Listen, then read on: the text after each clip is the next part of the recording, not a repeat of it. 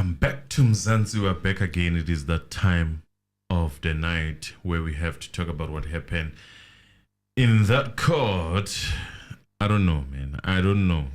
I can almost swear that someone was adjusting my mic. I don't know though. But yeah, we are here. It feels like it is adjusted. Amen. How are you doing? Couldn't you touch the system once for like 5 seconds? You're being accused of doing things that are big. Like, why do I know how to adjust mics from? Like, I don't know what you're talking about. It feels like someone was busy with But I it. did not. Sabotage. I'm always being accused here. I'm no longer touching that system. I'm done. Right, Emily. It has been happening. I think the issue of this court case, other than what we are busy with here, and I understand. I understand. Your mic is giving you problems until such time there's a new mic. We all must suffer. Amen. I'm joking, but yeah. So the things that are happening in that court, Ridiculous. they are ridiculous, right? I'm not crazy because I was listening to them and I was like, no, man, no This is way. crazy. Something is not right. It's insane. Yeah, something is not right. And I couldn't be the only one who sees that. But in spite of the ridiculousness, we have to analyze through the ridiculousness. I don't know if it makes sense, because sometimes you'll be lazy and be like, this is useless evidence. Only to find there's somewhere, somehow, something that they're going to use in the future. Yeah. This evidence is giving me that feeling that they want it on the record. For what, I don't know. Oh no, man, it speaks like Longwe in the absence of Longwe. That's what I got. It's more like, in my opinion, it speaks like Long in the absence of Longwe. Now we have an issue of the car being registered by Estwala. And of course, we all know that Longwe's brother is Silotwala. And Chico's name, his ID name is Silotwala. Silo Chico, right? Chico, I don't think it's there on the ID. I think it was a name he used as an artist. Is it?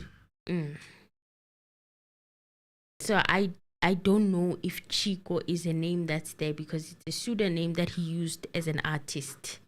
You know, those type of artists who give themselves names, but the names are not registered in their IDs. Yeah. Chico, I haven't heard Chico being called in court. Why would you name your kid with your name? Your name. He named his child Silo, who's Longwe's brother. So now we are conflicted.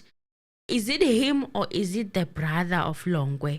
Whose card was that registered under? And I saw Advocate Baloyi trying to link it up with the previous evidence with Pinky Fine-Telengem to say that, okay, the car, since it's registered with Estwala, is registered with the same cell phone number of Estwala from the cell phone records. So right now we're being led to speculate that it is Chico Twala. And I'm hearing a lot of people also saying that he's the one with the money. He's the father. Obvious, he bought everyone everything. But have we considered that Longwe's brother is Silo as well? Yeah, that's my worry. The cell phone. The problem that I have with these things, they don't come. Why don't they have an ID or something like that? An ID would be helpful at a time like this. And I understand why MNGOMEZULU at the end is asking for the full car tracker registration information. Yes. Because we want that ID That was a number. wise move, so that you can classify as who is the person is the car belongs to. Is it Chico or is it his son? We need to know the difference and understand whose car this is, number one, and whose cell phone it was. But then the cell phone, they used an ID number to confirm, and they said that it was Chico's ID number. Right? Did they? The Rika information. Did they call out the ID number? I can't quite recall. I remember Baloy saying Chico. Oh, Balo is the one who said Chico. Yeah, I remember. The Chico name being brought up. Yeah. So the ID, I'm not sure. No, we need confirmation of that information, because now things are intertwining in a way that I did not think they would. Because now it's like, okay, we are being led to believe that it might be Chico, and then forget about the possibility of this other brother that was found also with Longwe allegedly stealing studio equipment together. So that leads me to feel like perhaps this Silotwala was there also on that night, allegedly.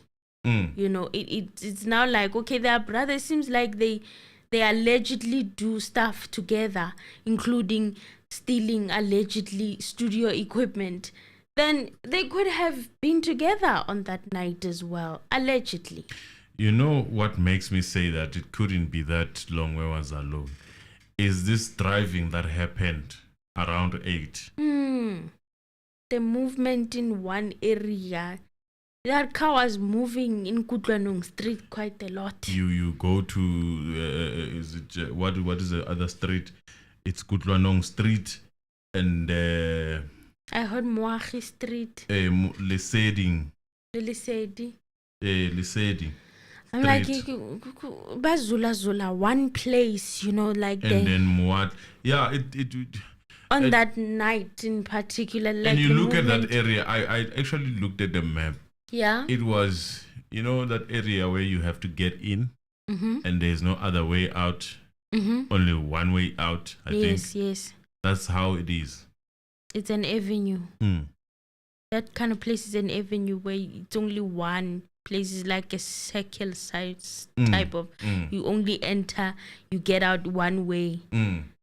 So it's an avenue. Yes. So my worry is around the time where there was ignition movement to the Lesedi, something like that. You said Lesedi. I think it's Lesedi or Leseding, I'm not sure. It's Lesedi. Street. My worry, I had a map. Yes. Yeah, it's the map, unfortunately. You can't share the screen. Yeah, because but okay, the place is like this. So when you go in Kutlanong, yeah, but who was driving that car at around that time? Question mark. Because now I keep hearing this as Twala a lot. And now I'm starting to think, what if this Estwala is Longwe's brother? And already people are starting to speculate, because there's footage of that other court appearance that he made with where they were being accused by their own father of stealing studio equipment. And some people are speculating that he's limping on that very short video. Yeah, it doesn't look like he's walking straight. That's for sure. Or maybe it was man-made. Maybe it was supposed to be like that. I don't know, man. And recall that Bas Kruger, when she first broke, I don't know if it's a she or they, but when that story first came out, they said that Longwe was booked at Dr. Mbatsani under the name of Sillo, allegedly. So now I don't know. I'm very confused. So if that was the case, then that one is not limping. Longwe is not limping. Okay. Remember we had a question about why are these people there other than the so-called stealing of equipment. Remember that? And then now we have these theories coming out. It's like they were paraded, man. You know, you were given everything. Just look at them, you know? And, focus on them. And then the brother was limping for some weird reason. Looks like he was limping. You might lose it by thinking you need to change your mind. I think stick to what you know. Stick to what you know. Yeah, because why the hell were they arrested together? Well, they say they're still together, allegedly. Right? Yes. That's what the father was alleging, that they were together. So I just do what you have to do, man. I don't know. But yeah, it's becoming very confusing now, and I can already see that the people that side with the state are starting to feel excited and whatnot. But we knew what we were signing up for. The confusion is gonna get even worse. Yeah, it does feel like there was a bit of parading that was happening. And I asked myself, and now you remember we did ask. We started thinking about things, but it was too much. No, man. Don't be tempted. I know it's very tempting. To change your mind. It is. But stick to what you know for now. Because, I mean, also, there is this other thing that there are people, in my opinion, who are really, literally twisting things out here as a media. You know, when you read, you have that feeling, you get that feeling that there's a bit of twisting that is happening here. And there's a bit of peddling, that narrative allegedly. It sort of makes a lot of confusion, and people start asking questions. Stick to your theory. That's my only bet. Stick to your theory. Don't change it, no matter what. Not yet. Not enough has been presented for you to change it. I mean, look at what's happening even with this evidence. But let's look through it. So Advocate Baloyi was referring to a subpoena that was signed on the 29th of January 2018 and an affidavit that Pretorius had prepared. Now, she read out the registration plate of the vehicle, and Pretorius also said that the vehicle was registered to Estwala. Baloyi referred to the affidavit of Vodacom Pinky Faintilengem, which showed a cell phone number ending with 436. So, here's the thing. Why now are they infusing Pinky Faintilengem's affidavit and cell phone? They're making her testify on something that has nothing to do with her. No, it's not doing that. What was the purpose of you've already testified that thing was there in it was there. I mean, it has been given as evidence. You know, my feeling is we must also take into consideration that, I mean, there were rumors that these things were sit down and doctored, right? Those are rumors. Those are rumors and allegations. So some of this evidence must have been like this 2-hour thing that for now we still don't feel like ease around it. I'll tell you why. You see, there is a 1 minute difference in everything that has to do with Section 205. I don't know if you've noticed that. In everything that they're trying to collaborate with, it's exactly 1 minute difference.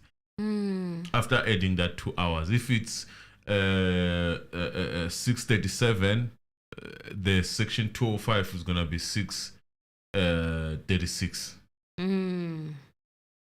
So, yes. Yeah, there's a... And I can tell you, in most of these things, you find that they were not supposed to even align, but for some weird reason they are aligning. Let me give you an example. Why would a GPRS, but what is it, GPRS for Section 205 align with a download that happened that is showing something that was happening on the phone, the activity? You know, I saw him quoting SMSs and messages. There's a bit SMSs and all these things. They are aligning.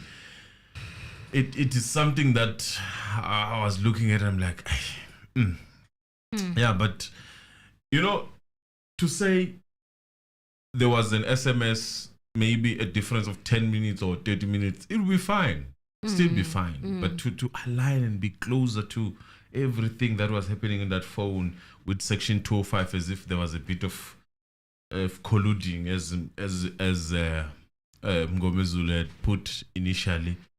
Yeah, I'm skeptical about these things. They are so they are so close to each other. It's like there was a collaboration happening, you know. And even that very questionable 2 hours plus 2 hours. Yes. Do you understand? Yeah, that 2 hours that takes you. It always comes directly in handy. to what Section 205 is actually saying. Yes. And Section 205 is random in a sense that it is based on activities, based on your data and whatnot. I see a color. Yeah. Well, Baloyi then said the name on it as Rika, and Pretoria said the name that was Rika there was Silotwala. The address was Glen Vista, and Baloyi asked her to go back to the tracker report. There appears an address, and they asked her what that address was, and she said it's the same address of Glen Vista. So they went back to the tracker report on the 26th of October 2014, and Pretoria said that at 18:57:29 the vehicle moved in Gwanong Street in Vosloorus. So Baloyi asked about the number ending with 436, and she said that it's Longwe Twala's number.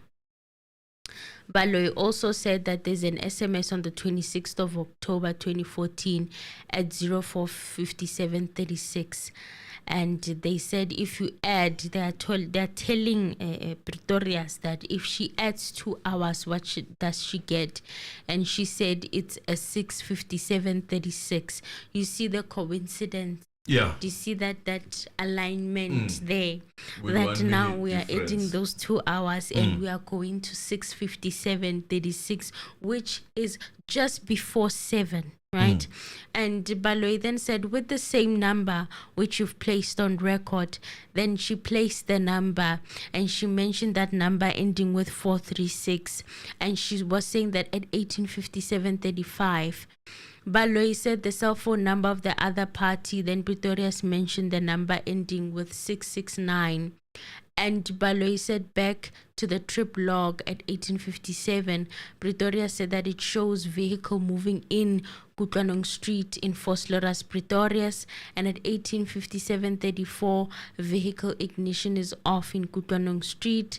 And then Baloyi asked about the downloads of the cell phone that she referred to, and at 18:57, and she placed on record, and it's from an SMS that Longwe is alleged to have sent Zandi that says, I'm outside. You see why this thing is so crazy. Now I'll tell you why. I'll tell you why it's crazy. Only one SMS is available, right? One for somewhere. I'm outside. That's the only SMS. The only SMS available. Only. And they got these cell phones and they downloaded whatever they needed to download. Only one SMS. Longwe never thought of calling his dad. Only Never one called SMS. any of his family members on that night. He just didn't call anybody. Didn't send them, a message, nyana, I'm in trouble or something. In my own opinion, this is when I started questioning this thing of Silo this. And I'll tell you why. Why? What if I had a theory that maybe the brother was there and then this one asked for a cell phone from a brother because the brother had maybe airtime and he SMS'd. So any other communication beyond that was not going to be related to the case. I could be on to something. I mean, if they were together and then I ask for the phone just to send, to send a message to let the person that I'm here to see that I'm outside. It's only an SMS. And an SMS, you needed airtime. So, and by the movement of the car, man, Longwe couldn't have been alone, in my opinion. The way it was moving, hey, in one street, It's one like place. after the incident. And in my opinion, it's after the incident. Bengathi coast. You understand? They were surfing the streets before entering. It felt that way as they were mentioning the vehicle movements, in my opinion. It was after the incident, in my opinion. This movement of the car is after the incident, in my opinion. It feels like it was after the incident, and then maybe someone ran out, and then from there, another person followed them with a car. Yes. Because they did spend quite some time on that same block. And then they came back to the same block. Hey. Then at 18:58:34, vehicle ignition is off at Kutwanong Street, Vosloorus. Baloyi then said the downloads of cell phone that they referred to at 18:57 placed the SMS on record regarding 669, and Pretoria said the message said, "I'm outside," as per the cell phone records, that a message that Longwetwala sent to Zandikumalo saying that they were outside. So then Pretoria said that in brackets it states the crime scene. And 1914, ignition on Kutwanong Street in Vosloorus. 1901-28, ignition off at Kutwanong Street, Vosloorus. Pretoria said that the motion ignition off, GPS unlocked at 20:43:34. Here's that GPS ignition. unlock. You know, and we're just gonna fly over this GPS unlock like we're not told. I had to highlight that. Like we're not told during Do you remember what GPS unlock meant on the other side? It meant that they are not sure whether it's moving or it's not moving. There's it no could be reading. Stationary. Right. It's There's not no reading. Here, this GPS unlock is able to read the movement, whether the car is off. It's actually, it sounded more like a movement of a car that is not on. Ignition is not on, and then the car is moving. Then GPS unlocks. You know, there was a reading. Everything is there. This other one from Tanzi's side, though, when it mattered the most about the Baragwana Hospital, the movement of the car. The movement was not readable. It was not there. There was no reading on whether the car was moving or not. In fact, assistance, so I would say, in my opinion, they were even given assistance to let it go as to wanting to press on finding out whether the car was moving or not. It was like it's undetermined. It's you cannot tell. It's GPS unlocked. We hammered on it. Hey, we had a problem with that thing, and now here comes this GPS unlock. Now it comes with the reading. Ignition off. Motion on, but there's a motion in the car, and it's motion, very specific. Ignition off. Hey, Batash. Hey, my company is a matracker with fun. I was finding unpaid. But definitely, I would like to have the one that can read me, even when the ignition is off. Definitely, not the one that does not read anything after that, because of, I don't know, maybe a the small ones from breach. the judge even said, hey, it's because maybe there's a breach and whatnot. Yeah, he said the signal is lost because it's under the bridge. The bridge, it's a walking bridge. Like 2 people can walk across. It's not even a big bridge. You understand what I'm saying? It's a bridge that people walk across. It's not even for cars. It's not. At the signal ilahlekile underneath that very thin bridge that's designed for pedestrians to cross the highway. To judge yourself, my theories. We must really. I'm even shocked that he's not even today not saying anything. This GPS unlock was a matter of discussion for such a long time, but at least the defense now have something to argue at a later stage to say that GPS unlock just to debunk Ntanzi's evidence was there. Yes, it was not readable for some weird reason, but the same theory with the other one, it's able to read all the movements. No one said, hey, I cannot read because, no, everything clear. No mentioning of signals getting lost Everything was clear. So at 20:43:44, ignition off at Kutlanong Street in Vosloorus. 20:46:13, ignition on in Kutlanong Street at Vosloorus. 20:46:31, vehicle is moving in Kutlanong Street in Vosloorus. Then 20:46:40, vehicle moving in at Liseding Street. Then 20:46:54 shows moving in at Moagi Street. So Baloyi then asked her to place the speed on record as well. I don't understand why he wanted her to place the speed as well. To me, it honestly felt like maybe this is to make the confusion even more for me, in my opinion. But then all of a sudden we are now given the speed of how fast the car was moving. I don't know if this helps with anything, but you guys will let me know. So Pretorius then said that at 20:49, moving in at 24 kilometers per hour, the car was moving into Moagi Street in Spruit View at Katlehong.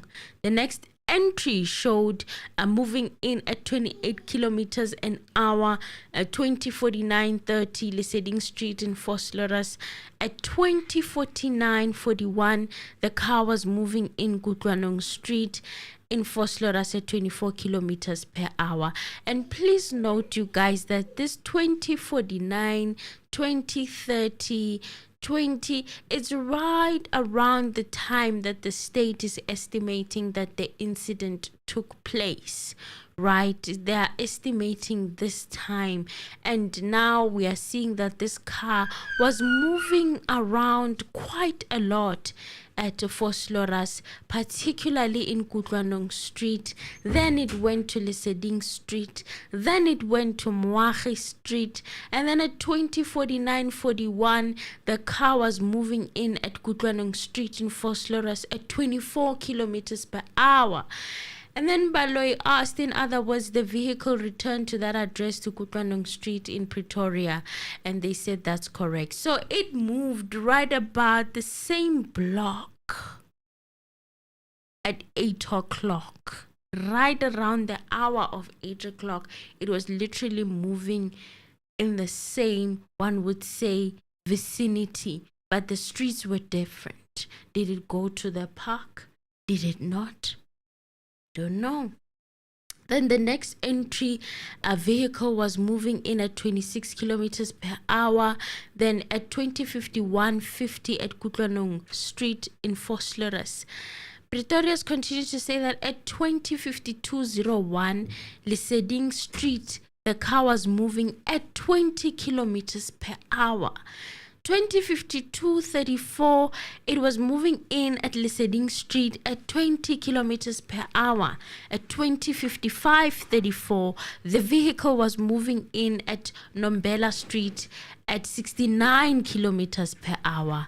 Then at 20:57:33, at Semsekwati Avenue, the car was moving at 13 kilometers per hour.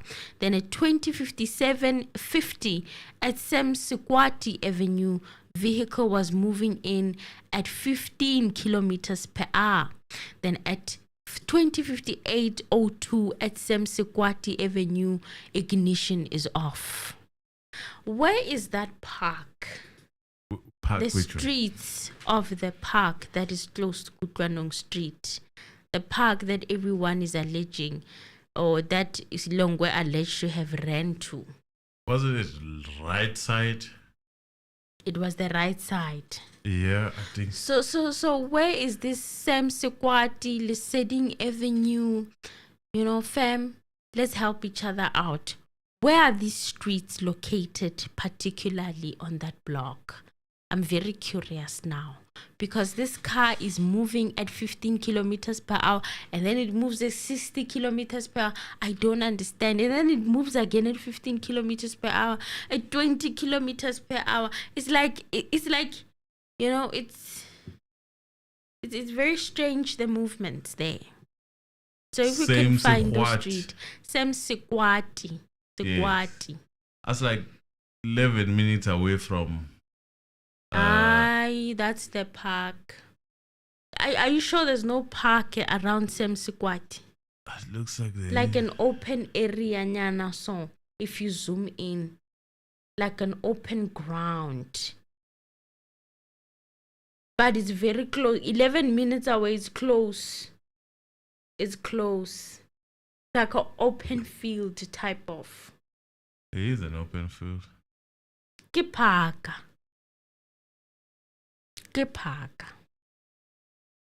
So Baloy asked her to read the tower, and it was 3G tower at clinics.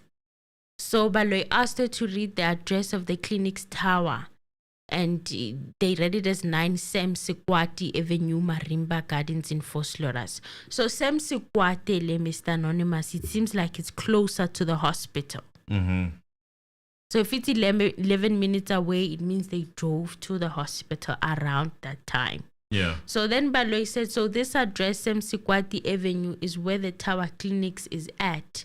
And Pretoria said that's correct. So Pretoria's continued on at 9 o'clock, which is the time that the state is estimating to have gone to the hospital. At 21:04:09, the vehicle showed motion and ignition off at the same location. So Pretoria's was asked to read the tower information document, and the cell phone number was 2760804046. 26th of October 2014 at 21:05:37. The tower is 3G Clinics Vosloorus. Then Baloy asked her, how does the time on the trip log compare to the one on the downloads? And Pretoria said that time on the trip log is 21:04:09, and on the downloads it was 21:05:37.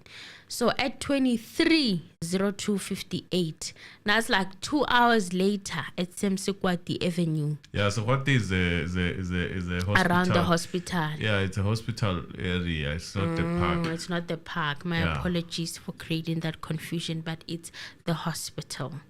So it means they drove from Kutlanuk Street all the way to the hospital. This road Polo went to the hospital. But we don't know who was driving it. We don't know who was in it. We don't know, because Ntabi Sengna testified that Longwe arrived with Kelly's mom. And then Ngapa, another one was saying that Kelly's mom was transported by the police. So we don't know which one is which at this point. It's all over the place. He will choose who to believe, but the versions are many. So yes, so now the movement of the Polo, we are now discovering that, okay, it went to the hospital according to this GPS reading. And Avenue Vosloorus, the vehicle state ignition on, GPS unlock. Baloy asked Pretoria's to place the rest of the entries on record. And at 11 o'clock now at night, 23:03:04 at Semsikwati, the vehicle says stop, GPS unlock. 23:03:12 at Semsikwati Avenue, Vosloorus, the vehicle says stop. 23:06:12 at Semsikwati Avenue, the vehicle says stop. 23:09:12 it shows stop at Semsikwati Avenue.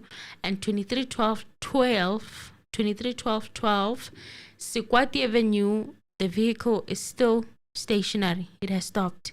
Then 23:12:16 the vehicle shows moving in Semsikwati Avenue at 22 kilometers per hour. So the whole night, these people from hospital, they go to the house. Yeah. Almost the whole night, up until what, 2? So I'm guessing this was trying to kill the notion or the allegation that Longwe could have been shot, but it does not speak to Longwe, the person. No. It speaks about his car. And for all we know, that car could have been driven by the brother, who knows. In my opinion, from what I'm seeing from the behavior of the car, it couldn't have been driven by someone who came out running from the house. Just after you ran out of the house, you come back and drive the car. You come back to the same yard? No. And by the looks of things, if the notion that Longwe is true, that he ran out and went to the park or wherever he went, running away, this car did not look for him. I don't know if it makes sense. Or he didn't go back to ride that It car is even his and then theory. go to the His hospital. theory is also not clear as to when he came back. It's also not clear to when he came back. Yes. When he was being interviewed, it was because not even clear the as people when. at the house did not want to tell us when he came back. Right, yeah. There was no clear. There's no clear indication of how the red Polo also moved, which honestly supports the notion that he was not alone. He could not have been alone. And if that is the case, the car went to the hospital. It does not necessarily, because no one is answering the issue of when did Longwe arrive in the hospital. No one is answering that one. Everyone is having their own theories. It was only Ndabi saying. So Ndabi was like he came with Kelly's mom. It seems to me someone went there with that car. But still, at the time, Longwe was not fine. Hence, the car had to come back after the incident. Had to still come back and pass by there.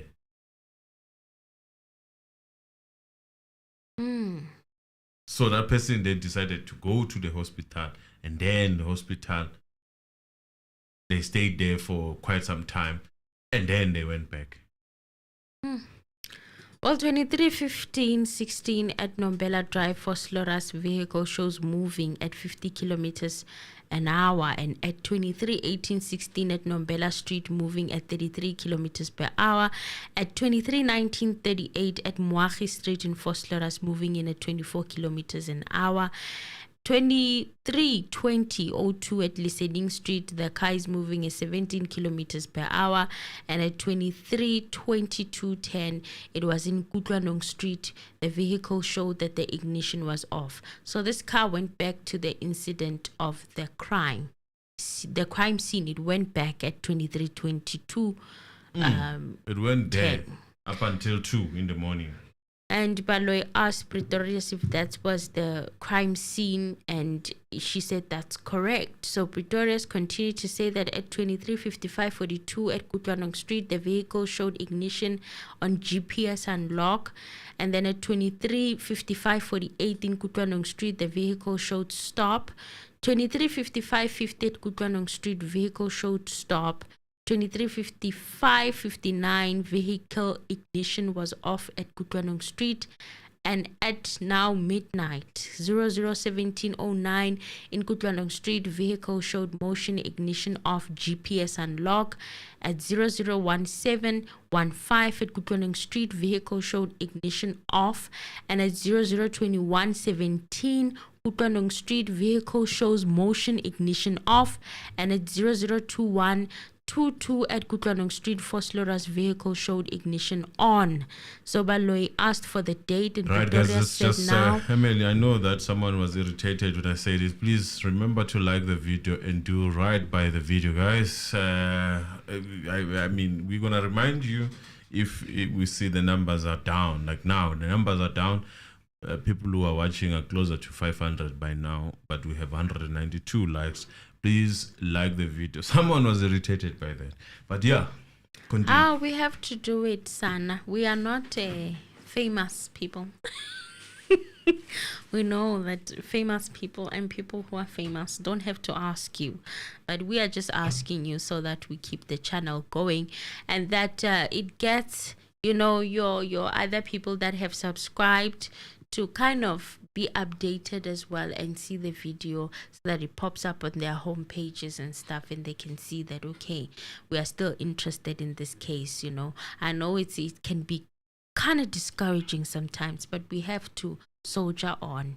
I mean, we have to. What choice do we have? We started this journey, and we honestly want to know what happened that night, and we want to know this whole thing that's happening. How is it going to unfold? We want to see at the end of the day, do we still have justice in this country, or are we just being fooled?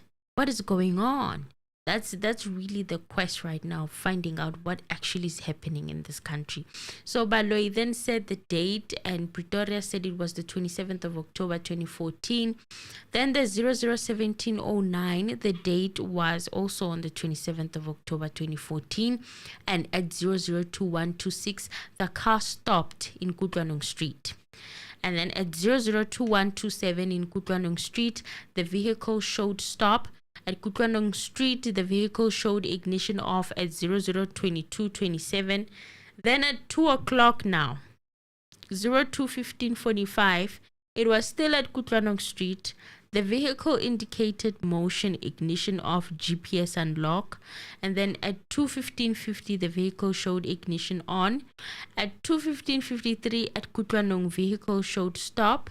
At 2:15:58 at Kutwanong Street, the vehicle indicated stop.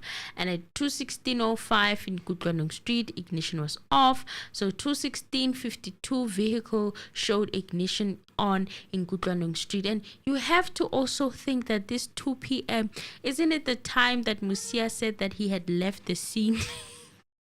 He said he arrived at around midnight and then he left at around 2 o'clock. Do you guys remember that piece of evidence? So it looks like this road Polo was there. The question now becomes, how come Musia could not remember whether he saw this vehicle or not, if it was there?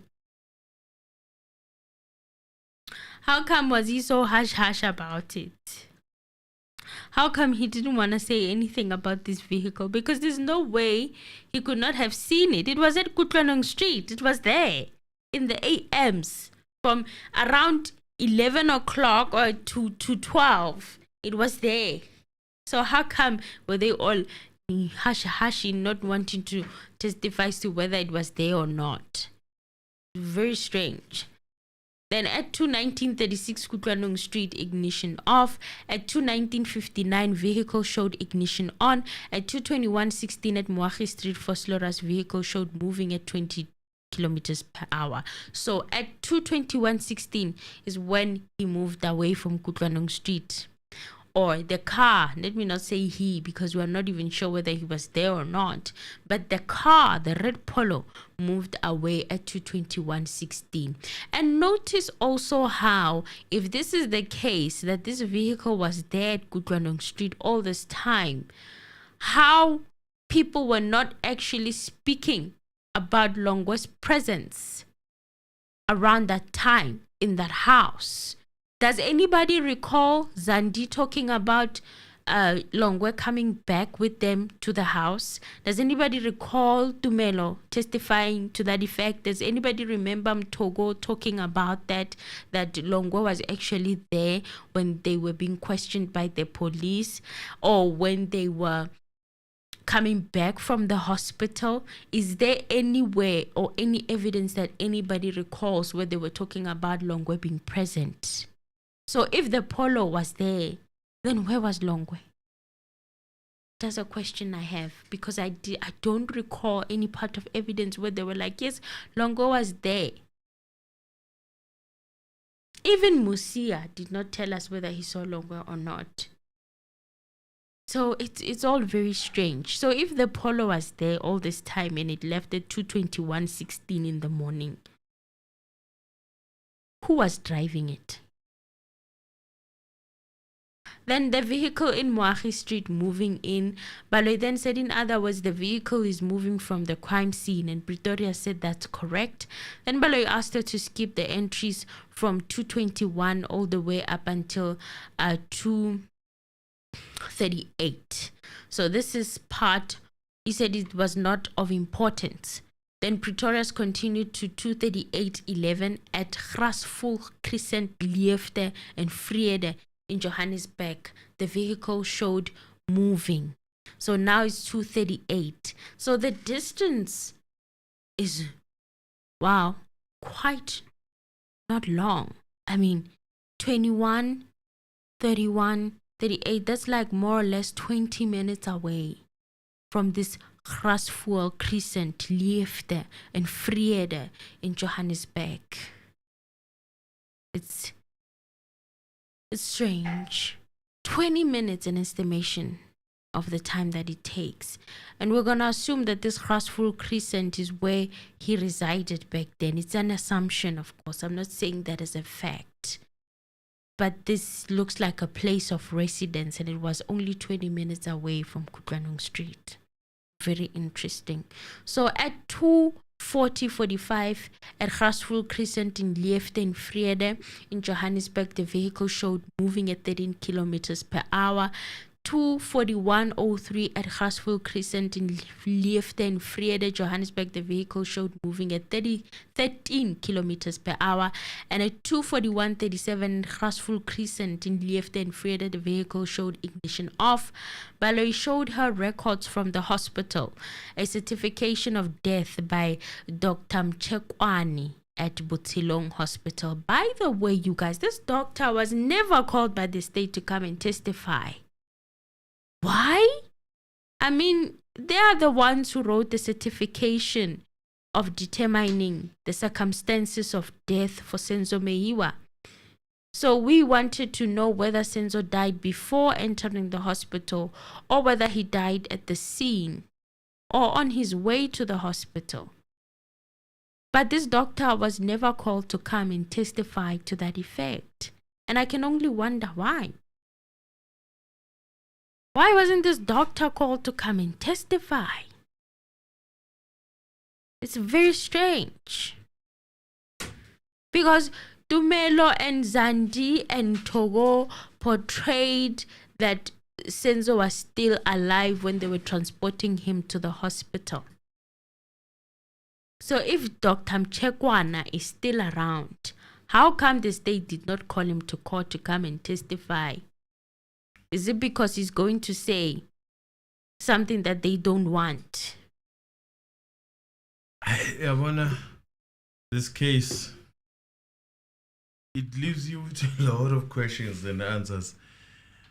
Worrying is that the state must prove beyond reasonable doubt. Beyond reasonable doubt. But they're not doing it. How come Dr. Mchekwana is not called? They are not doing that. I mean, Dr. Mchekwana could solve a lot of unanswered questions at this point. But no, they are not calling him. There are a lot of things that are left unanswered. And and there's someone who needs to give judgment on the basis of that. And we all feel the judgment is all done and dusted. That's a feeling. Unfortunately. You know, on what grounds are you gonna give that judgment? You know, is it beyond reasonable doubt? The state have given you something to such an extent that you'd say it was beyond reasonable doubt. We are a court of public opinion. We are doubting a lot of things, you know. There's a lot of holes, a lot of unanswered questions. A lot of unanswered questions. Where are you going to derive your theory then? Where is your theory going to come from? You know, for you to convict these people, where is the theory going to come from?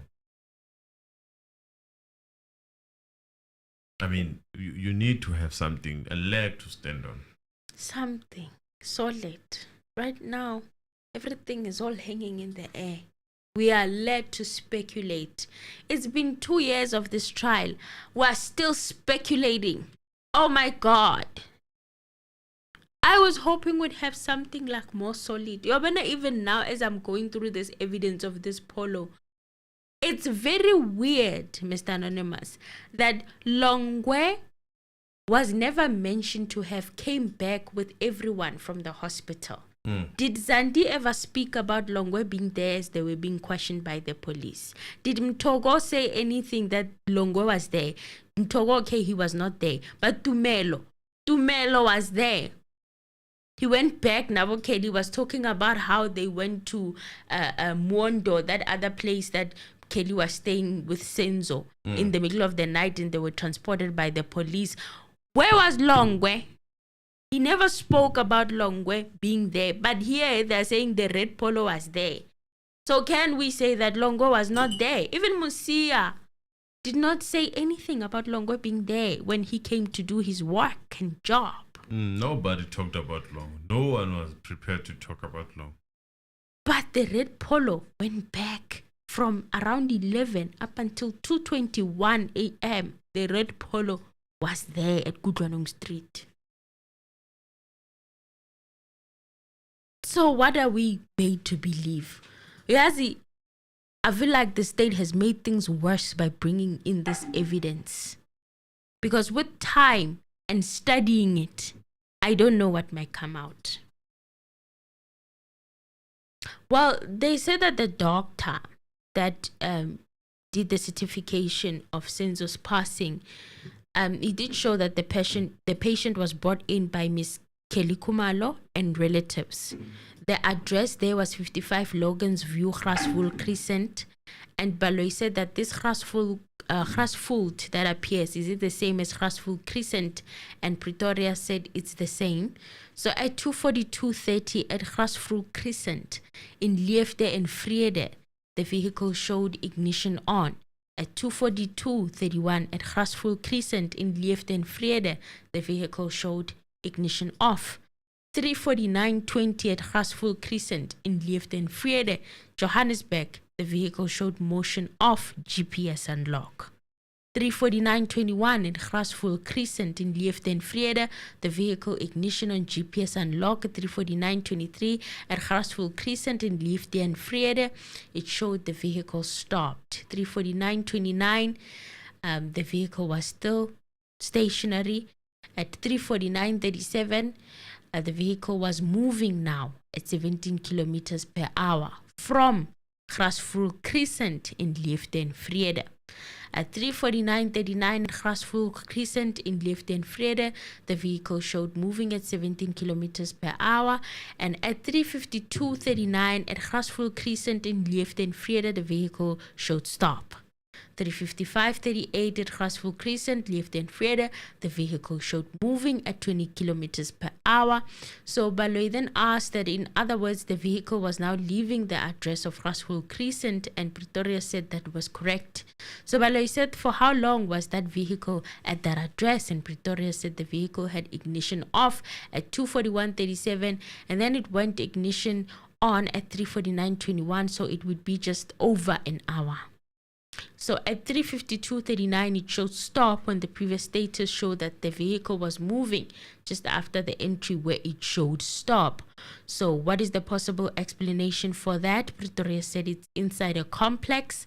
Most complexes have boom gates, security officers at the entry, so it could possibly be at the entry. How long did of the complex. How long does it stand there for? An hour?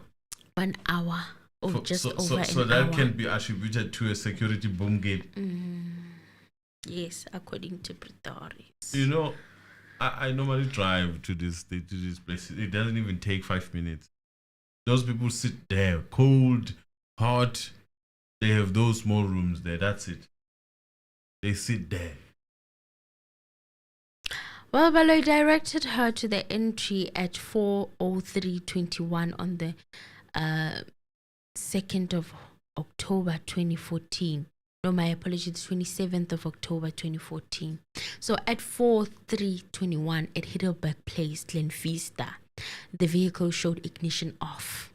Then Baloy said this is the address previously placed on record, on cell phone records, and Pretoria said that was correct. So at 4:07:10 at Heidelberg Place, Glen Vista, Johannesburg, the vehicle showed motion off. It had not started. And at 4:07:11 at Heidelberg Place, Glen Vista, Johannesburg, the vehicle showed ignition on. At 4:07:28 at Heidelberg Place in Glen Vista, Johannesburg, the vehicle showed ignition off. So after the short adjournment, Pretoria said that at 7:12:46 at Heidelberg, Glen Vista, Johannesburg, the vehicle showed vehicle on, GPS unlock. 7:13:21 Heidelberg, Glen Vista, the vehicle showed stop.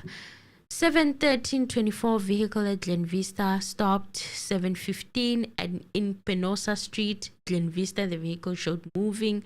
7:26 at KB Bella Road, Malberton, Johannesburg, the vehicle showed key off. So Malberton was the area that Kelly resided in with Senzo. It was Malberton, right, guys? 7:28:05 So at this KB car Bella went there? Road. It went there. on the following day, the 27th of October. This is the morning at around 7 o'clock in the morning. That begs a lot of questions because I have one question. Mm. Do you remember when Tumi said he had, was it Chico? Yes. Offering Kelly a holiday. Where? How did that happen? Was it over the phone or? No, Dumelo said he was there. How he was telling the story, he was telling it not as hearing it over the phone, but as Chico being there, speaking to Kelly and offering her a holiday. Not as over the phone, because whatever would happen over the phone, Dumelo did not have privy to. I remember him talking about how they were hiding, or Kelly didn't want to speak to the police on that night, allegedly. And then the police were knocking and looking for them. And then she made a phone call and the police went away. Do you guys remember that Made a phone story? Call to who was it? Was it Chico? He didn't say who she made a phone call to, but she said she made a phone call and those police officers went away. So he wasn't privy to that conversation over that phone. But the way he spoke about Chico offering a holiday, he was privy to the. He was present. Yes. He was present. How he spoke about how he heard. Isn't that coinciding with the car being at Malberton the following day? In the morning at 7:40, 7:28. Still early in the morning. There was no mention of Tumelo of Longwe being there at Malberton on the 27th of October in the morning. Is there? So now we have to now. This evidence was not necessary. But it's giving a bit of an idea. A picture. Who could have been driving the car? I state, why did you bring this evidence? Because now, with further studies and analysis, so 7:40:26 in Glen Vista, vehicle showed ignition off. 8:05:41, vehicle showed motion, ignition off. 8:05:50, ignition off in Glen Vista now. And at 8:06:40, vehicle showed ignition, yes, at Glen Vista, yes. We're going to assume it's their place of residence at the time. So 08:08:01 at Tababusihu Avenue, vehicle was moving.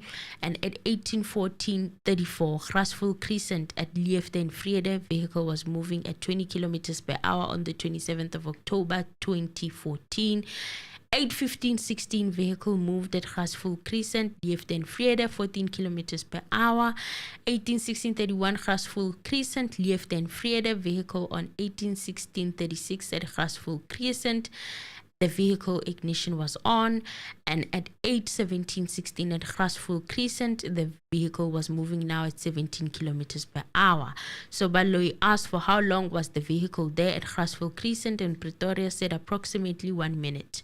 So Pretorius continued with the trip log and said at around 9:50 the vehicle returned to Kutlanong Street. So Pretoria said that at 9:52:46 the car was in Kutlanong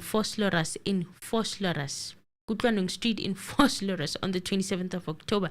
This was around 9 o'clock in the morning, just before 10. So 9:53, vehicle in Kutlanong Street showing car off. 10:01, the car starts in Kutlanong Street. 10:02, ignition off in the same street. And 16:32 now. Now it's in the afternoon. We're jumping, jump. Vehicle showing motion, ignition off at Kutlanong Street. And 16:32, vehicle showing ignition on at Kutlanong Street. And 16:32:27, vehicle showing stop. Then Baloi asked for how long was the vehicle at that address, and Pretoria said it was there from 9:53 up until 16:32. So it was there for approximately 6.5 hours. They tried to drag it, but it was not something that you could drag for long. But he tried. He tried. 17:11:22, Grasville Crescent, Liefde and Vrede. Vehicle was moving 24 kilometers per hour. Then Baloi asked for how long was the vehicle at this address, and Pretoria said that ignition went off at 17:13:44. Ignition went on at 18:32:37. So it was approximately for 15 for an hour and 15 minutes.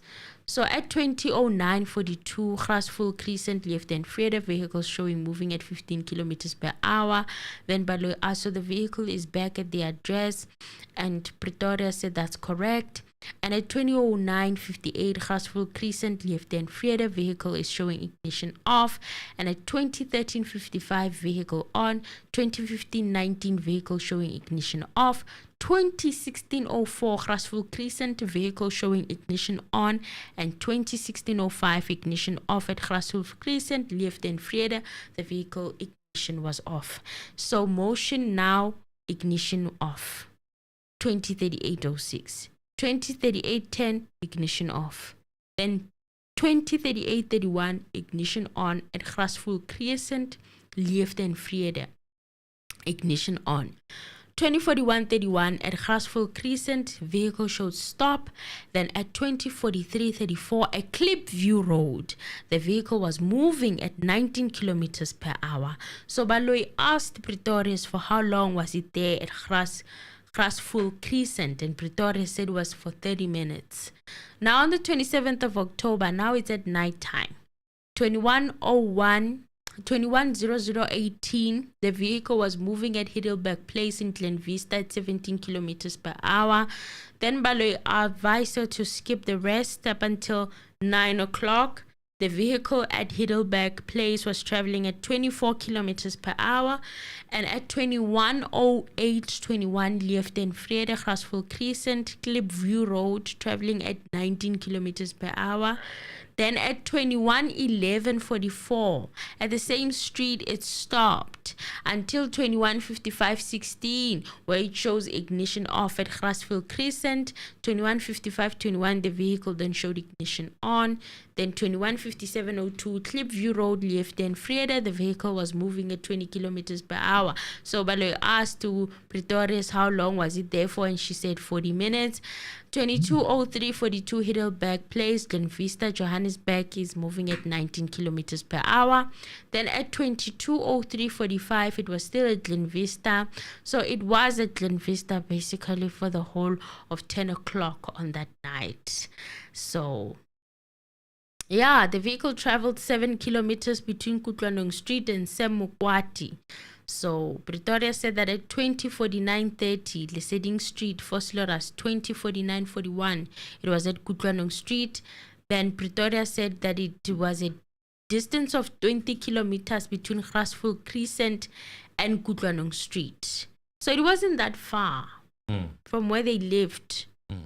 It wasn't. No. So Baloyi then said the distance between Glen Vista and Grasville Crescent, left and Vrede, and Pretoria said it was about 4 kilometers. So that wrapped up Baloyi's evidence in chief. Now MNGOMEZULU started with his cross-examination. I mean, we could all tell that he was feeling a bit sick. I mean, he was even wearing a mask, but we are glad that, you know, he's fighting. Yeah. He's fighting through, and may God be with him, because, this is tough. I even heard with the voice that, he's struggling, but he's pushing through. So God is definitely giving him strength. MNGOMEZULU said, I want to understand that you are a police officer under the SAPS since 2021. So when you received that Section 205, you were working for the Tracker Connection in 2018. So in what capacity at Tracker Connect when you received this Section 205? Pretoria said that she was employed as the company's investigator. So MNGOMEZULU asked her that in terms of the protocols at Tracker Connect, were you authorized to receive the Section 205 being the investigator? And Pretoria said that she was. Then MNGOMEZULU asked her, when you received the Section 205, do you communicate it with your director? And Pretoria said it was communicated to her department manager. So MNGOMEZULU then asked, who was your director at the time? And Pretoria said at that stage, and even up to today, one of the directors of the company would have been Wayne Dinobriga. Yeah. It was very faint. I could have gotten it wrong, but you guys will correct me if I did. But it was very faint. I had to rewind. I'm like, what kind of a name is this? But I got Dinobriga. Wayne Dinobriga. So she said she would report to her manager, and the manager would be the one that would communicate to Dave. So MNGOMEZULU then asked, do you know when the tracker was fitted in the vehicle? And Pretoria said it showed on the system, but she doesn't have that information with her. So MNGOMEZULU asked her, can you stand it down and bring that information? And Pretoria said that would have to be asked from the company directly, because she doesn't work for the company anymore.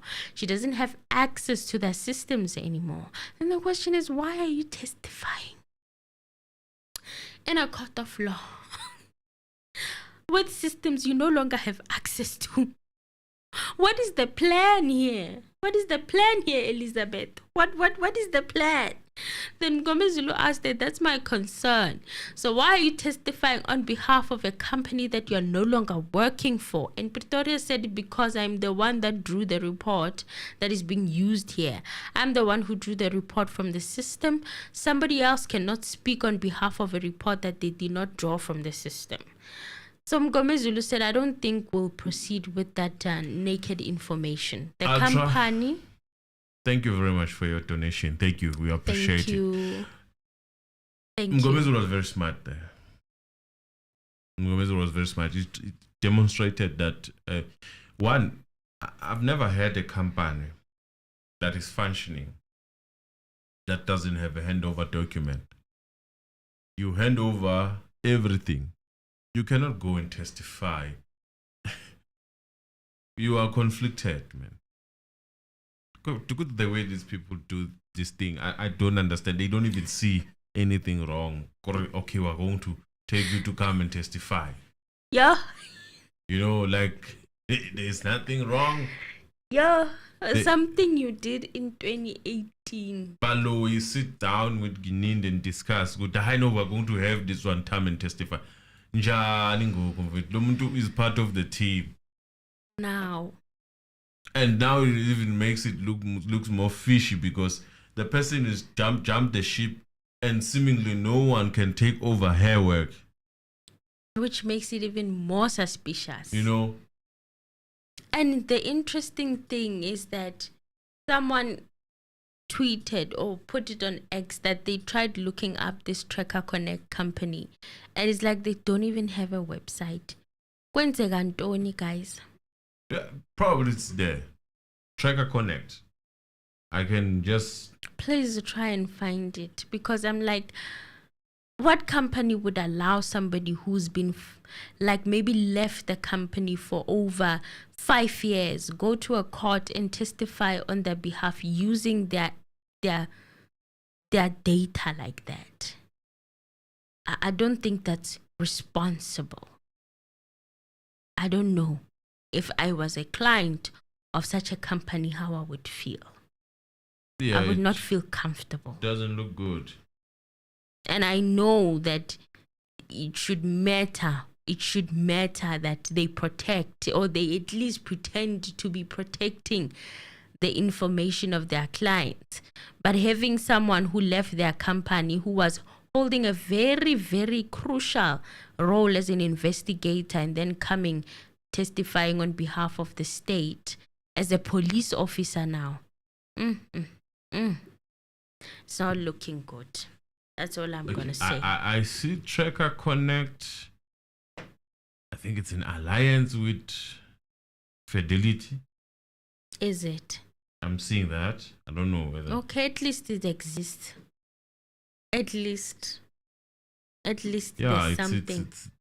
It's live tracking, road compliance and optimization, theft prevention. I don't know, but yeah, that's what I'm seeing here, I guess. So she moved from the private company to working for the state as a sergeant. And she couldn't give what she did already to someone else. She couldn't hand over. She couldn't hand over to because there's someone who occupied her role, most certainly. But then why couldn't that person be given? Because she's confident that no one can testify on what I did.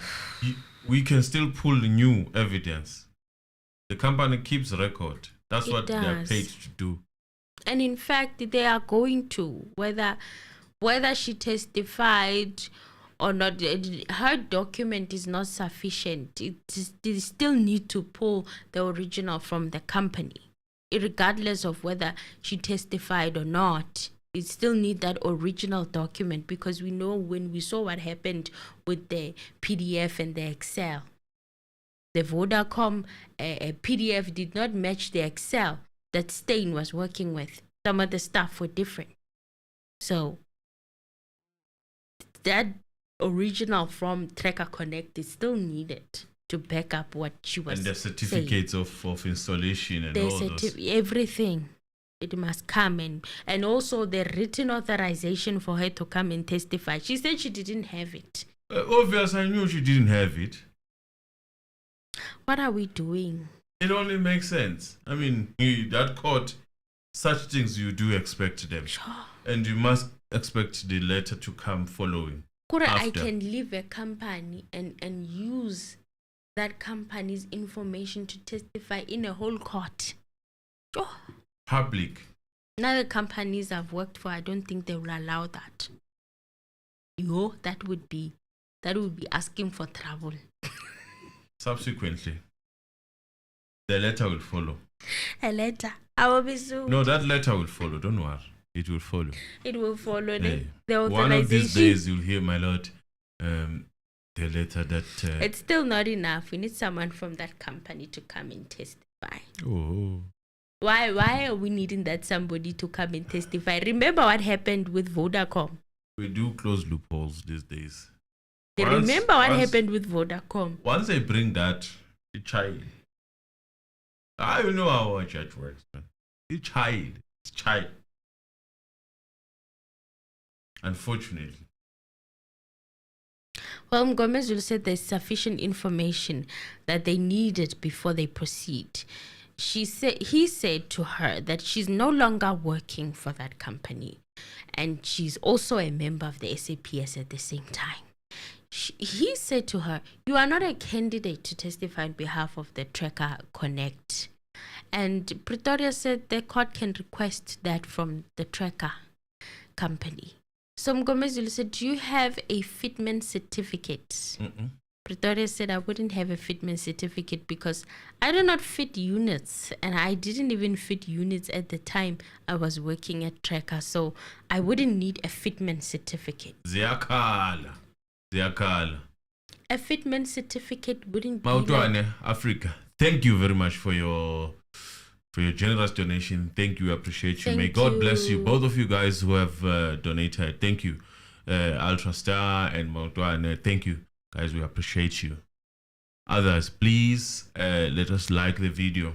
May God increase. May God increase where you take from. Thank you so much. Highly, highly appreciated. So, what is happening here? You know, how come she got an investigator role without having the foundation of the... I guess there's everything wrong with this country. I mean, you become an investigator, you don't have a fitment certificate, so you don't know how the product... The fitment certificate is, I think isn't it who fitted that track? The tracker. Yes. But isn't she supposed to have it working for that company? The company is supposed to give it to him. That's what MNGOMEZULU was trying to say. Yes. Not her having it. But no. Isn't she supposed to have it? No. She's not supposed to have it.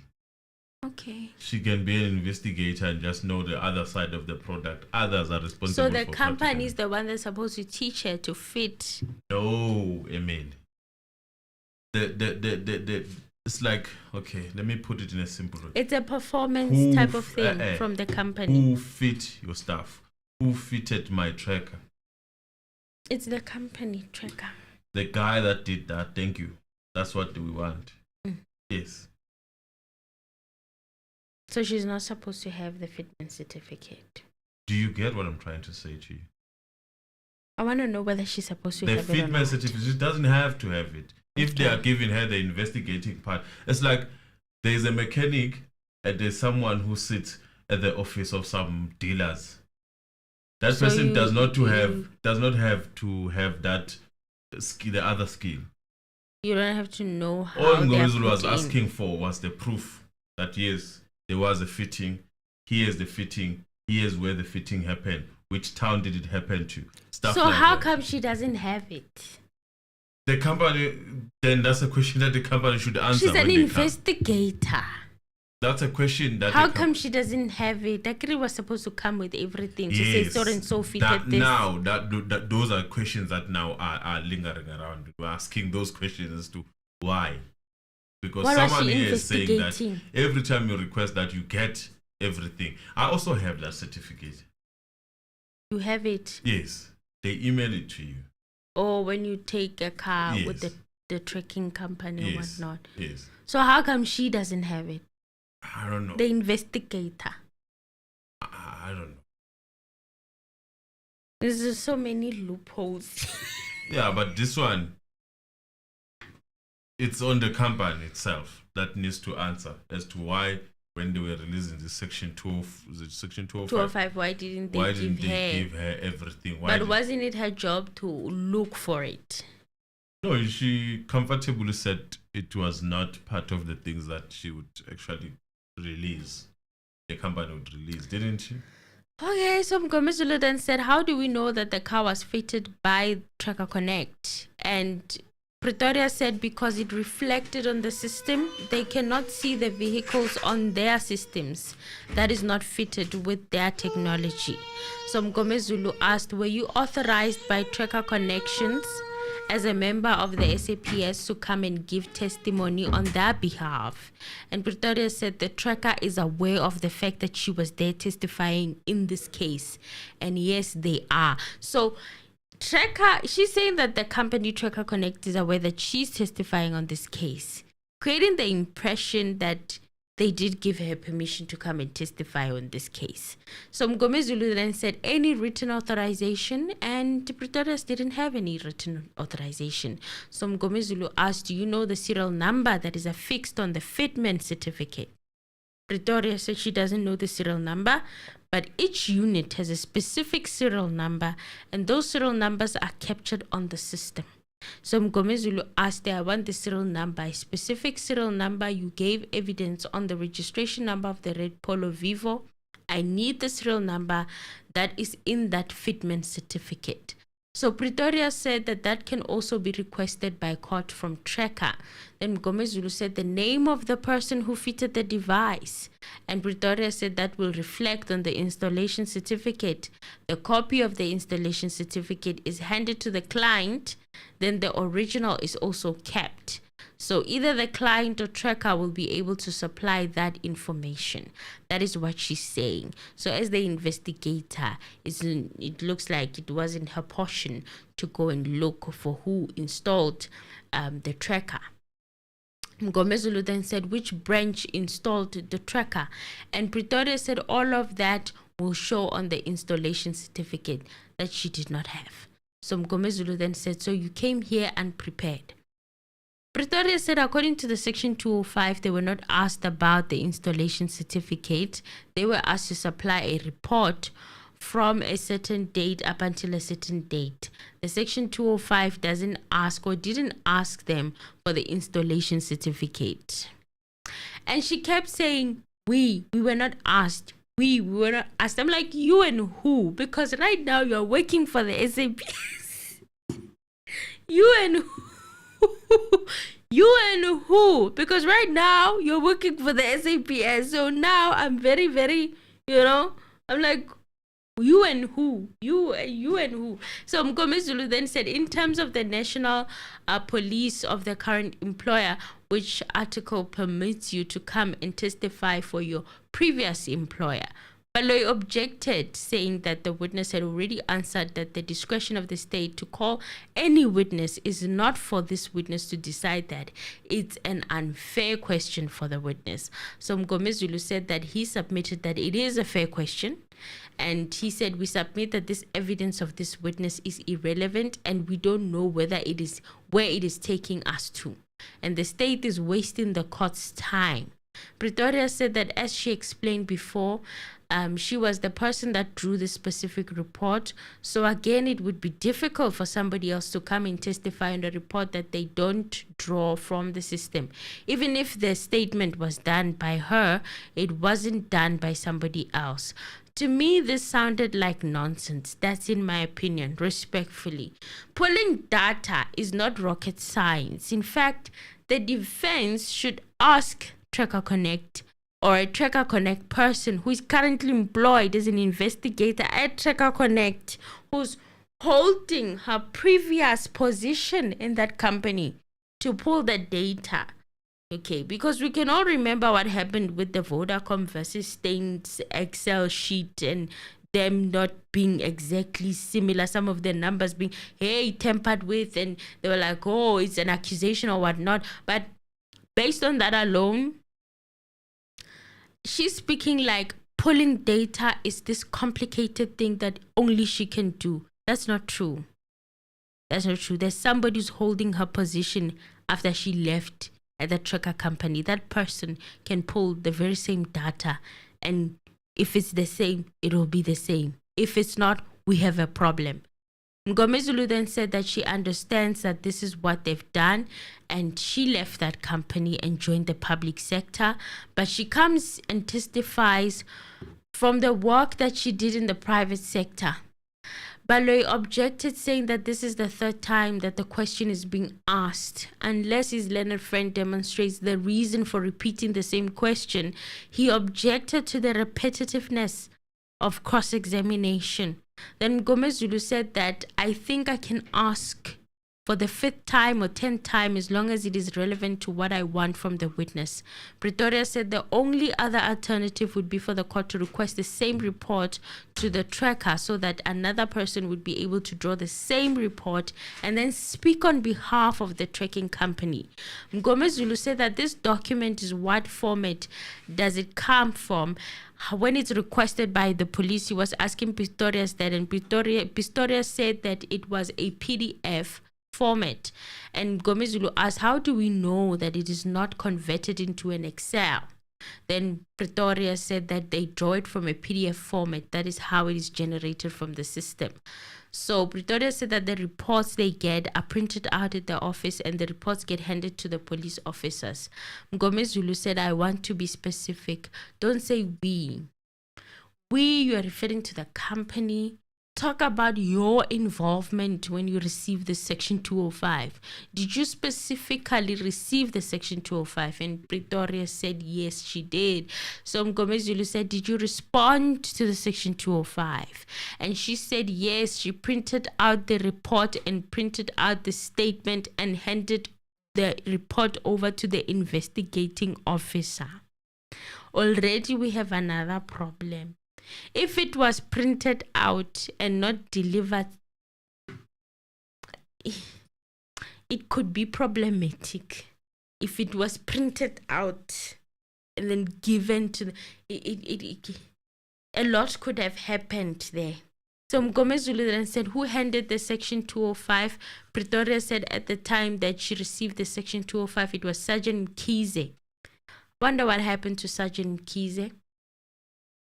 This was the investigating officer prior to Brigadier GININDA.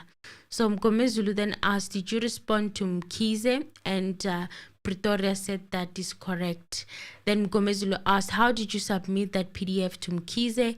And Pretoria said the way that is seen now in court is that I handed it over. It was handed over by hand to the investigating officer at their office in 2018.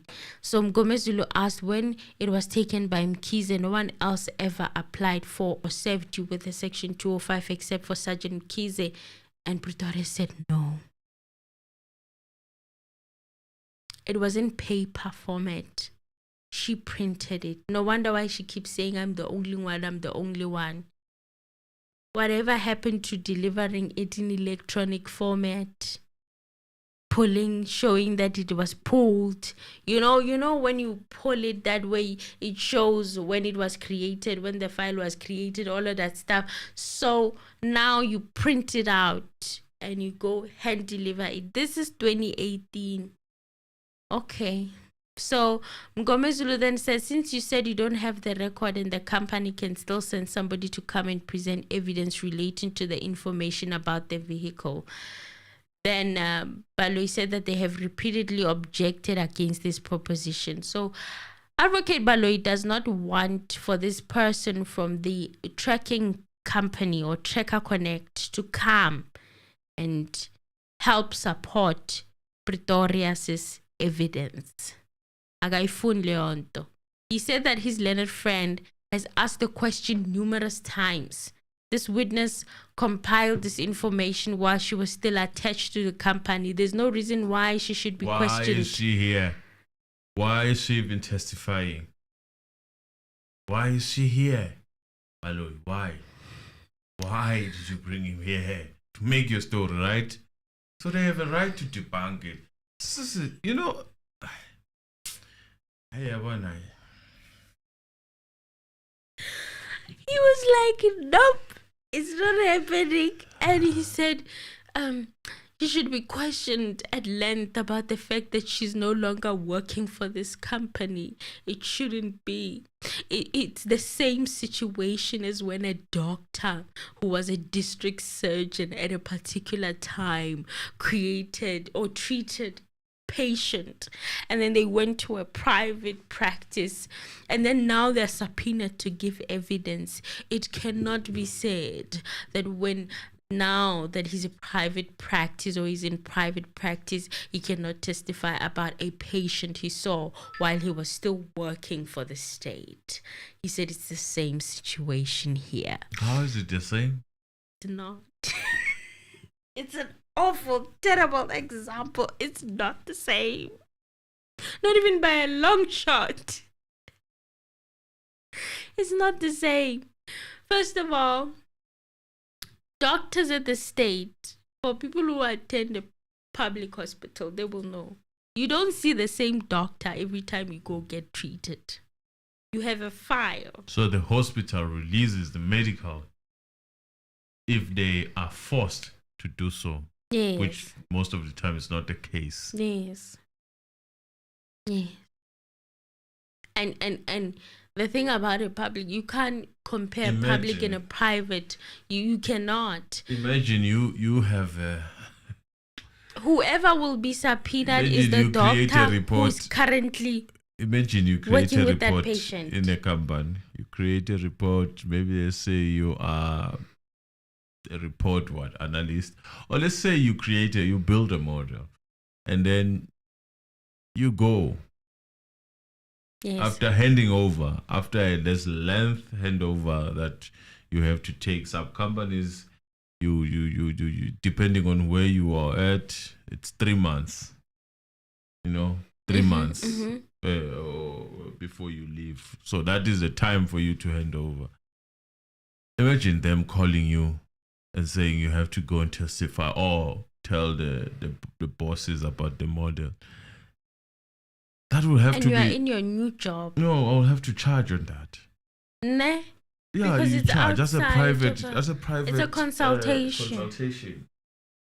It just doesn't make sense how the logic... Because you have to sit and relearn and recall what you did.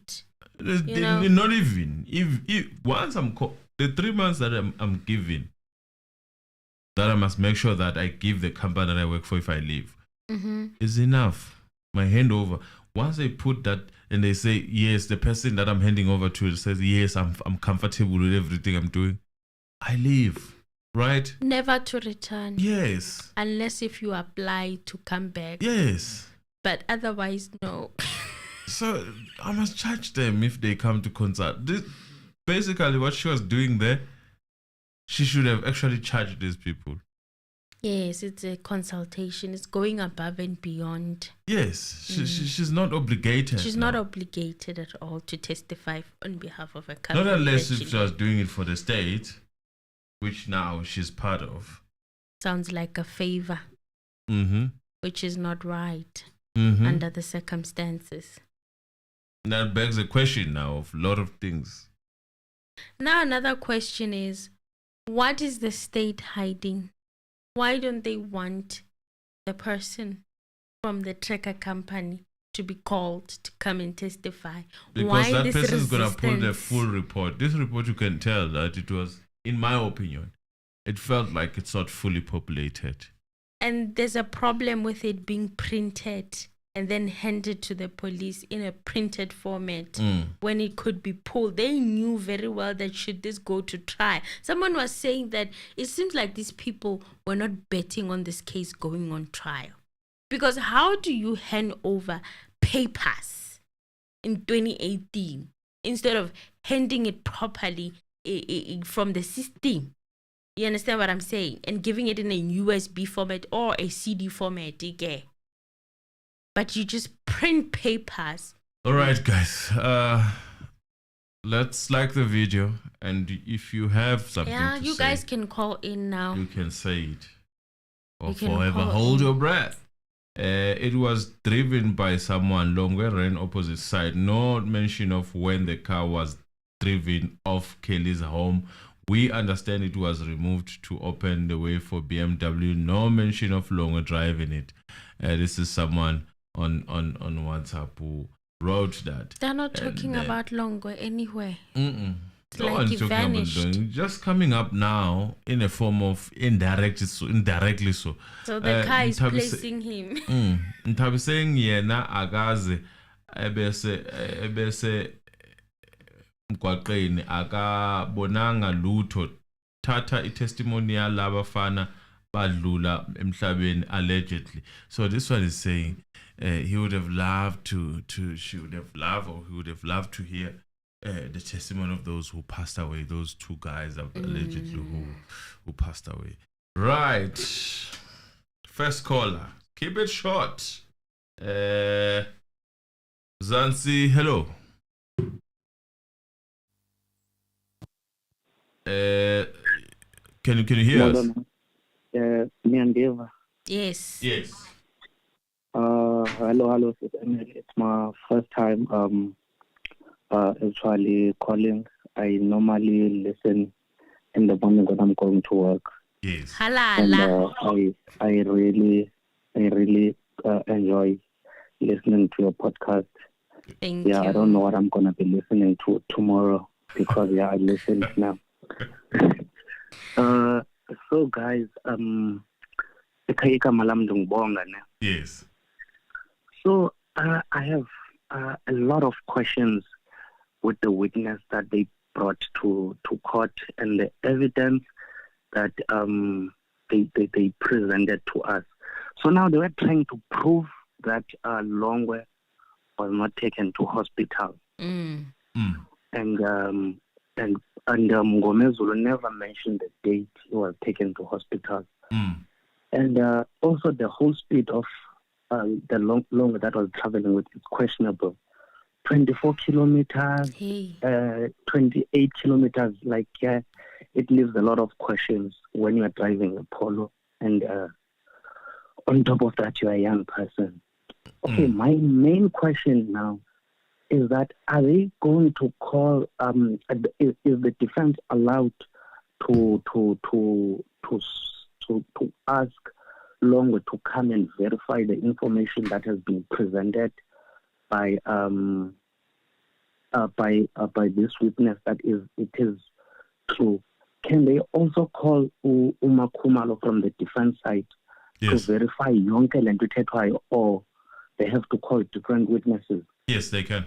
Everything, let me put it like this. Everyone that was not called by the state, they can use that person as their witness to strengthen their defense. Yeah, because, with that, I think Palo has lost the case, but the judge is allowing him to play tricks. Because when Palo is asked if how many witnesses is still gonna call, he never answers that question. Yeah. He always ducks and dives, and he doesn't answer questions straight when he's being asked in court. Even with the issue of GININDA today, he was ducking and diving, going around in circles. I think this case will drag and drag until maybe 2026, because Baloyi is not really helping here. He is not representing the state. He is not representing the public. He is representing his own interests, allegedly, so that I don't get in trouble. But the way he is driving the case, yeah, he is really, really not helping. And I don't know what is the JP saying now, because the case is hitting a snag now, and he's been saying the case, it must go a bit faster. But we are not seeing any progress now, because the next thing he's going to call someone who was the cop who recorded Mang somewhere. Like he is just calling useless witnesses. Now that they presented Longwe's evidence, why they don't call Longwe to come? Yeah, it's gonna be difficult. I'll tell you why. Because even if the state defense wants to use him, you might be hearing stories that he has lapsed and all that, and not ready to. Do expect things like that. Yeah. Now I'm frustrated now. Like I'm really, really frustrated in the case. But yeah, I'm hoping at the end of the day that justice will prevail. Thank you, guys. I really, really enjoy your show. Thank you. Thank you so much. Thank you, bye. Thank you. Mzansi, hello. Good morning, Sis Emily and Miss Ano. It's morning. How are you? I'm good, and greetings to all the Mzansi reality family who are tuning in. Thanks for taking my call. Yes. Yes. Mr. Ano, I wanted to ask, maybe I'm confused. What is the purpose of this tracker person to come to testify for me? The purpose, isn't it something to prove about Longwe? Yeah. And Longwe driving the car and being at the crime scene, to me, it makes him present at the crime scene. And, mate, that speed of the car being driven at 18 kilometers per hour, 17 kilometers per hour, 24 kilometers, it's wild, man. I have driven in Kasi before. I used to take my car for servicing in Tembisa. Tembisa, it's a Kasi. I know.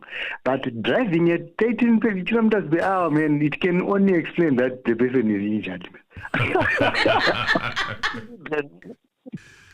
18 kilometers per hour. And what will be interesting for me is they must run that report for 2 days before, so that we can see the speed that he was driving that Polo before the incident. And then we compare like on the days after. And then we'll be able to judge which is his normal speed. Because it's very, very weird that the person drives at such a speed. And the other point that I wanted to prove, to say is, in this case, I'm disappointed with the state prosecutor. Man, I used to listen that Baloyi won cases or whatever, but the prosecutor is letting the whole country down. Man, I used to respect a prosecutor watching TV shows or something. You can see that the prosecutor is doing something, and we are going in this direction. But when the current prosecutor is leading evidence, you even wonder, even the logic. Mr. Ano, I think you're trying to explain to Emily about the fitment of the tracker. Emily, if I can just make it quick, 2 minutes, I'll explain in 1 minute. Yeah. You take your car to a fitness center, I think it's Glassfit or whoever, then they fit the tracker. They will give you a certificate, and you, Mr. Arno, said you have to send it to your insurance to prove that I do have a tracker that has been put in my car. Yes. Insurance need a certificate. Yes. And then on that certificate, it tells you who installed it, what is the serial number, and everything. Yes. So I understand the lady might not necessarily be installing the device or the serial number. She might not know. But I think it's important that the company that she works for has that information, because that is the ID for the tracker. Yes. Because for all we know, it could be a tracker for another company that they just access to, and she's coming to testify. And the other wild story is, how do you leave your company where you're employed and then go to employed somewhere else? And then you have to come back after a report that you ran and then you gave to some investor to testify about it, to me, that is just DS, man. Because sorry for my language. Look, at least I was expecting her manager. At the very least, I was expecting her manager at their previous job to come and testify on the information that she gave to the investigating team. Yeah. The fact that she's coming through and she's part of police already, for me, she's tainted. And I must also give credit to the defense team. MNGOMEZULU asked the relevant question, saying the person is relevant, and the other team members, they did very well. There was no need for them to waste time to even cross-examine this person, because it's pointless. If Baloy's idea is to prove that the guy was not injured, they must take longer to a doctor, and they must check the ankle, and then they must bring the doctor that says there was nothing on the ankle. It's not to bring a car, man, a car tracker. It's not going to prove anything. And then my last point, the timetable, man. Hey, I used to think the guy is writing, but now I'm even doubting if he's writing, man. I'm even doubting it very much. I'm always like, oh, the guy is writing, but the way Baloy brushed off the idea for professor to send the timetable, was I think it was going to be better if the timetable came from the professor that the judge wanted to make a call to. But yeah, let's see where we land on Thursday when he's back after writing. And all the best to him. And I know people were commenting on 26th. There was a day or Saturday where you were writing an exam. I studied through UNISA for my honors. We used to write tests on Saturday, so nothing sinister about it. It's possible. That's all right. Yeah, it's possible. Yeah. Okay. Thanks for taking my call. Much appreciated. Thank you. Thank you very much.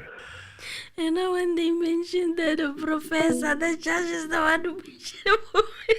I mean, let's ask the professor if he can give us the schedule. It's actually not a professor. That is supposed. Okay, it could be a professor. He said he knows the professor, so I guess he as a judge knows people. If you're studying through UNISA, there is one way, and it's a straightforward way. They send you your timetable. And he said, "Let me call. Let's now, ask for an adjournment." This fishy thing. Mzansi, hello. Oh, Mr. Very White, how are you? Good, sir. How are you doing? I'm alright. Hey, Emily. Hi. Not Very White. I am here. Not Very I White. am here to comment today. Yes, sir. But I'm on a lighter note because today there's nothing to talk about. Today it was just a day wasted. Yeah. Yeah, but as I was sitting with Mrs. I Want My Data, I told her that look at MNGOMEZULU. He's not taking notes. He's not doing anything. He's sleeping. But you must see when he wakes up. Hey. He said he's got a memory for what? Of an elephant. MNGOMEZULU doesn't take notes, doesn't do anything. He minds his own business. He's waiting just for Rata to say, Mr. MNGOMEZULU, do you have anything? And when he stands up, he just closes the case. No, this thing of taking notes and what, no, big up to that guy. I told Mrs. My daughter to say, you must see when that guy stands up. And he stood up, I think 5 questions, that madam was out of the window, was blown out of the window. He started suggesting that, yeah, there was nothing for her to say. She had nothing to say. Then my second point, no, man, that Polo, I think it's a 1.1 or a 1 liter or something. Because the highest speed it can go is 25. Yeah? What kind of a driving is that? Hey, man, I nearly get my space off where I stay. But we don't drive like that there. We really don't drive. How? 20, 25, 20, I think it was a 1.1. And I don't think those ladies at the Spaza house, they date such guys. Driving the 1.1. They're not those ones you can see. I don't want to say they are gold diggers allegedly, but I'm just saying they don't date the guys that drive 10 at the location. They go with the Verpass. How do you drive 10 and 15? I'll walk past that car, most my friend. Man, they must not come and play with us. And man, should not. That lady was right to say from here to there, from here to there. But no, should have said that lady must introduce the speed as well. Yeah. No, because she finished us off. I thought they were gonna say no. Now, remember how they were saying the madam of the Spaza house was driving 300 kilometers per hour, racing to hospital. But no, the guy is shot. He's going to Kleenex. He's shot. He's going to Kleenex. He's driving 1 kilometer per hour. No, even the 1.1, my Uno 1.1 can do better than that, man. Oh, the introduction of the speed. Mr. Berry White, my last point. Yes, sir. Man, let's not be stupid. Imagine that they say he's writing exams. No, man, let's take a moment of silence and picture that in an exam room. Oh, man, they're wasting our time, man. They're wasting our time. We know people, like myself, as I run South Africa, I'm still doing my studies and this and that because I must continue learning how to run this country. Yes. Yeah, but now, that guy, wherever he's busy, he's having the meeting with these Boloi guys as they're planning what to do next. He doesn't want to give his testimony continuous up until the end. He wants to give a bit by bit, go and plan, a bit by bit, go and plan. There's nothing like exam, man. Come on. You've got a point there. Yeah, no. You can't match that guy with writing. No, that is all I can say. That is all I can say for today. Thank you. Yeah, now we are stuck up until, where's my calendar? Up until the 17th, we are stuck. No, they're holding our progress, this guy. That JP, I also, allegedly, he's got a brown envelope. Allegedly. No, let's say what the other guys have to say, but I am here. Thank you. Thank you. Thank you so much. That was a good one. All is alleged, and all that is said here is said by the caller. Yes, the views and opinions expressed are that of the caller and not that of the channel. They are independent. I want my data. And I don't want to talk a lot, but that speed also, it had me in the. I was like, I was looking at the memes of the speed, the toys. 20 kilometers. The toys. What manner of movement is this in a state of an emergency? Why is it moving so slow? Right, guys, please like the video and I think I'm gonna bow out if you guys don't have much, because speaking of writing, I'm also writing, so I need to sleep early and wake up fresh so that I can also catch up with the case. Yes. Just to appreciate a few. Thank you very much for those. Good luck to everybody else who's writing. Yes. May you pass. Don't write Mzansi reality on your paper. It will be a wrong move, more so if you're studying LLB. So Sizwe, thank you very much. We appreciate you. Zwa, thank you for being with us. Tumelo MC, we appreciate you. Gaby, our member, thank you. Marcos Peterson, thank you very much. Nokukanya Ngobo Polo, thank you very much. We appreciate you. Smiling, thank you very much. Commander Peace, thank you. We appreciate you. We appreciate you very much. Brian Stolle, we appreciate you. Mduduzi Stolle, Zelandelane Zakastol. Thank you very much. We appreciate you guys. Let's see. Abdul, we appreciate you. Let me see who else. Penelope, thank you very much. Lindiwe, we appreciate you. Vusutando, thank you for being with us and also commenting and liking the video. We appreciate you guys. If you haven't, please go and press that like button. Blessing Mabena, we appreciate you very much. Fiso Sindane, thank you, our member. We appreciate you. Busani Sibanda, our member, thank you very much. We appreciate you.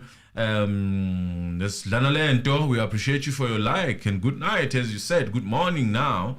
And we continue. We are here. I hope we're gonna catch up in the morning. Smart, which is Smart Info. Hi, Mzansi family. Hi, Smart Info. We appreciate you for being here. Remember to like the video. Don't forget to do that. We appreciate your support, guys. Let me see, who am I missing here?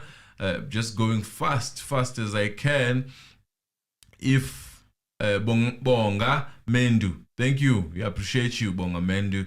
I think it's the first time I'm reading your name here, and I hope that you're gonna be with us and become a member here to this family. We like to have Nokanya Ngoba, I've mentioned you. Nomusa Katide, thank you very much for being with us. We appreciate you. MZ, we appreciate you. Let's see, Stu Dube, we appreciate you. Chuku Anna, we appreciate you. Our member, thank you very much. Our CEO, CEO Shanjiwe Sibanda, thank you very much. We appreciate you. Going down to Sbusiso Ndlovu, we appreciate you. Batibuya Benyat, Nomusa Katida, mentioned you. Lady C, thank you very much. We appreciate you for being with us. No Lukanyo Nkau, I've mentioned you, but I think we just appreciate you. That's why I'm mentioning you many times. Mona, Leonard, thank you very much. We appreciate you. Let's see who is not. Thank you. We appreciate you for your consistency. I think Chuku has been mentioned. And Ultra Star, thank you very much for your donation, and we appreciate you also for being with us here, and keep giving us that energy. Nonkosi Mashia, thank you. Dora Zwane, thank you. Bati Umangete. Shanji Usbanda, I've mentioned you, I think, but if I haven't, we appreciate you, Lola. Our member, we appreciate you. Lufate, our member, our moderator, thank you very much. We appreciate you. Please, guys, remember to like the video. While I'm going through the list of people, Mlambo Designs, thank you. We appreciate you very much for being with us here. You are seen for your efforts that you give to this channel and the like that you give to this channel. We appreciate you for that. Maudua in Africa, thank you very much. We appreciate you, and thank you for your gift as a member also. Thank you very much. We appreciate you. And we go down, Mrs. K. Thank you. We appreciate you. We see you, Isabelo. B Radebe, thank you. That's B. We appreciate you. This is Nilo LHM. Tell me if I butchered your name, but we appreciate you. It's not my intention to do that, but I would like to know how to pronounce it. They say there's no master of pronunciation, but Gemina, I want to master it, and I hope that you are going to assist if I butchered your name. If I haven't, then I'll continue calling it the way it is. Black Boy, thank you very much. We appreciate you. Let's see, Bongana, I've mentioned you. Lufate, it's a reputation to me at 2019. We appreciate you very much. Let's see. I don't want to miss anyone. I'm trying by all means to see Pong Nengu. Thank you very much. We appreciate you. Tuli Tools, I've mentioned you. If I haven't, our moderator, thank you. We appreciate you. Stembi, so Chibi, thank you. We appreciate you. Mlungis Jonas, we appreciate you. You are appreciated. If I haven't called your name, just wait. I'm going to call it. Fry, James, thank you very much. We appreciate you. You are seen for your effort. Let's see who. Onitronics, we appreciate you. Thank you very much for being with us here, choosing us all the time, not sleeping, waiting for us to have our say with you. Fanuel, thank you very much. We appreciate you. Tidi Somtetwa, we appreciate you, and we really love this support that you guys give us. Sfiso Sindana, I've mentioned you, and Tanta Manata. Thank you. We appreciate you. Mlungis Jonas, I've mentioned you. Tabai, and then Yolile Mome. Thank you very much. We appreciate you. Ndumo Mube. Thank you very much. We appreciate you. Cecilia Browns, we appreciate you. Sugar Charlie, thank you. We appreciate you very much. I wonder what is sugar there. What is sugar? Hey, Madot, Magam. Nolukanyo, we've mentioned you. Namkebo, Magaya. Thank you very much. We appreciate you, Siba. Thank you. We see you, Black Boy. You were mentioned and you are being repeated now. Joe's Bila, thank you very much. We appreciate you. And Chuku Lady C, everyone else that is not mentioned, that's because you did not write towards the end. Tafadzwa, thank you very much. We appreciate you. Love you guys. You're doing great job. Emily, your laughter kills me. Yes, Emily. Hauchalelwe. Thank you. Hey, my daughter. Hey. I can't see, but I think it's Hauchalelwe. Hauchalelwe. Hey, manje ngathi shaya inothi yabona lapha nothi wehlisa kancane. Thank you, Hauchalelwe.